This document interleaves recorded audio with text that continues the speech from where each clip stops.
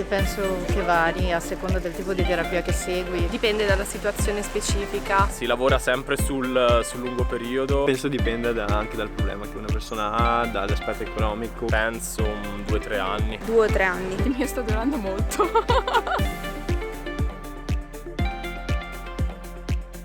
Forse un po' di più. Scusa, la differenza rispetto a prima?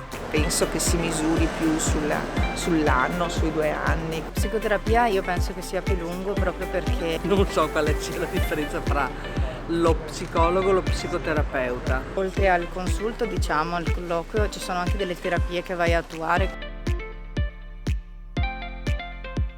Non so, non saprei. No, passo.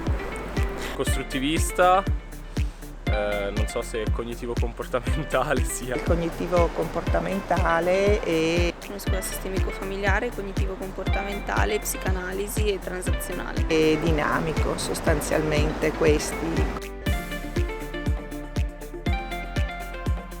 Credo di base mi rivolgerei a uno psicologo, esattamente come sia un medico di base. È nel momento in cui riscontro che sto perdendo con la cognizione, insomma. In momenti di trauma, in momenti in cui non riuscissi a risolvere un problema da solo. Esiste un momento nella propria vita in cui secondo me hai bisogno di qualcuno, di rivolgerti a qualcuno di esperto e avere una mano a superare un determinato periodo. Se non costasse lo farei anche ora.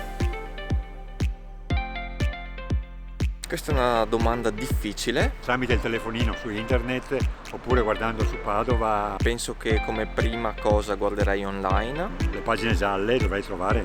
Ma tramite passaparola. Magari tramite amici o conoscenti. Ordine in primis e per conoscenze. Chiederei a qualche conoscenza personale. Cercherei per sentito dire da persone che conosco. Mi confronterei con qualcuno che ci è già andato.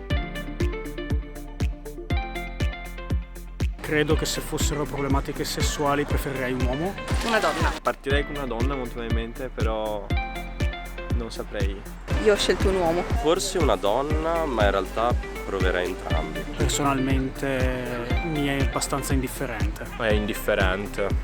Indifferente in realtà. Beh, per me è indifferente. Mi sarebbe indifferente a seconda della necessità. Perché indifferente? Perché devo avere quel rapporto, diciamo così, di fiducia. Però sicuramente devi trovare una figura che ti capisca e con cui tu riesca a capirti.